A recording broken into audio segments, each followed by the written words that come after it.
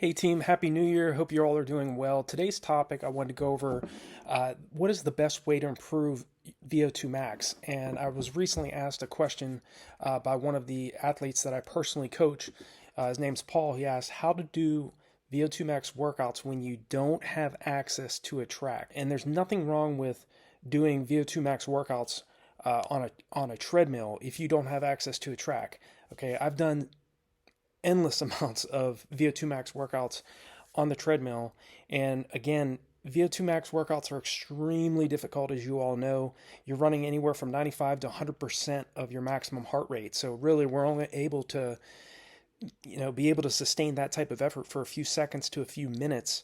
But if you don't have access to a track, don't feel guilty getting on a treadmill and doing repeat miles, repeat 800s, fartlek workouts where maybe you're doing 10 2 minutes hard followed by 1 minute easy, or 8 3-minute reps running hard. It might be 170 beats per minute, might be 200 beats per minute. It just depends on the individual and your age, okay, in terms of heart rate.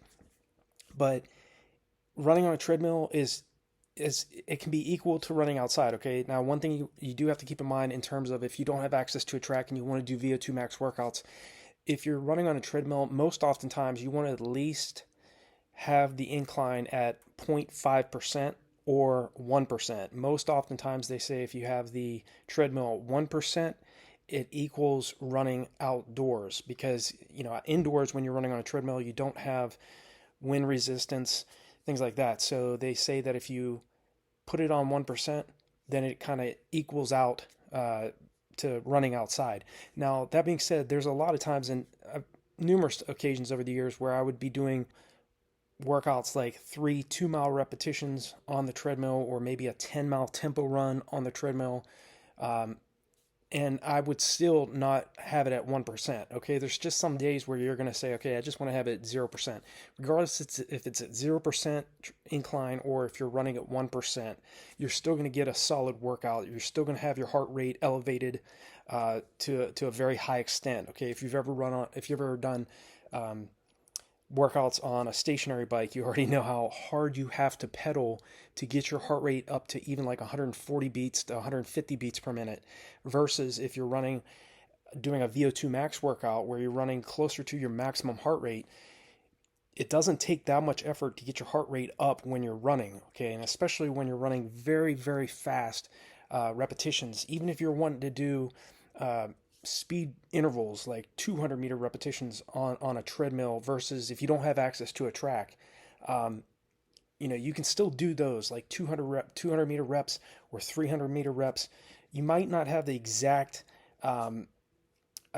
distance calculated on the treadmill, but you can still do it by minutes if you want. Okay, so a 300-meter rep, it just depends on the individual, depends on the overall fitness level of the athlete, but that could be anywhere from a few seconds to a couple minutes. It just depends on overall fitness. But definitely in terms of if you don't have access to a track and you want to know what type of workouts, VO2 max workouts, you can do without having access to a track, I would definitely recommend getting on a treadmill. And again, there's nothing wrong with that. There's nothing wrong with that. You're not doing any less of a workout if you're running on a treadmill versus running outside. It's just a lot of athletes feel like they're doing less if they're not running on concrete or pavement versus running on a treadmill. But the best way to improve VO2 max is you have to run at very aggressive efforts and working to a point where you're giving yourself much less recovery the fitter you get, because again, we want to improve our body's lactate tolerance. Okay, you're not going to be able to do that when you're running easy aerobic mileage. Okay, easy running is still very critical, it's very important, but the best way to improve VO2 max is patience and consistent action over a long period of time. Okay, I always talk about in other videos too, the longer your build up, regardless if you're training for a 5K or a marathon, the better prepared you're going to be.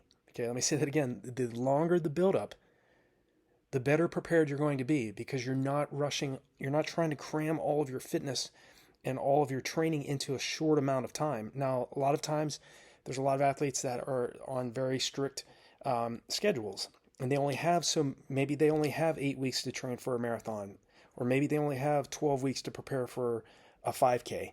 Okay, they may, or you may be an example. You may not have a 16-week block for training open, or a 5 month to 6 month time frame to train for your races. But if you can and you have the availability, then focus on a minimum of 4 months and preferably 6 months, 24 weeks to prepare for your races. Because again, you're not going to be in a rush. You're going to provide ample time for your body to improve its VO2 max, your ability to handle high amounts of lactic acid buildup, and more importantly, your ability to clear it faster than it's building up so that you can sustain your goal race pace longer than your competition. Okay, it's not just about talent. Okay, there's a lot of athletes out there that look at other athletes that are running faster than them, and they just say they're more talented than me. That's not always the case. Now, yes, there is some instances where you're just competing against somebody that simply has more genetic capability than you and also is working extremely hard. But if you're consistent enough and if you're willing to put in the work for a long enough period of time, you can match their performances. Okay, it's just about consistent action over a long period of time. Okay, running at VO2 max, like I said, is extremely hard. So you have to make sure that you're patient with your buildup. You're not just jumping into doing sprints at intervals too quickly. Focus first on a longer aerobic base building phase. Okay, that might be 4 months, or it might be 4 weeks, it might be 8 weeks. A month to 2 months of running very easy, relaxed mileage, doing your strides, 5 to 6 100-meter strides twice per week.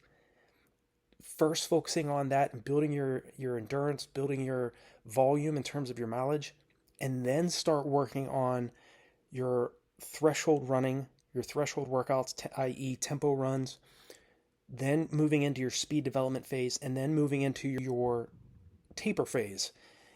All that, if you're focusing on a legitimate setup in terms of your buildup, is going to help set you up for success when it comes to time for you to start dropping your volume, dropping your intensity, and your ability, and the best way to improve your VO2 max, like I said, is a consistent action over a long period of time. Allow your body time to adapt to the hard training you're doing, and that usually takes anywhere from 3 to 4 weeks to adapt to any intensity that you're throwing at yourself. So maybe if you're doing 4 to 6 1-mile repetitions on the track right now, and you're running 7-minute mile pace, it's going to take about a month, 3 weeks to a month for you to fully adapt to running at 7-minute mile pace.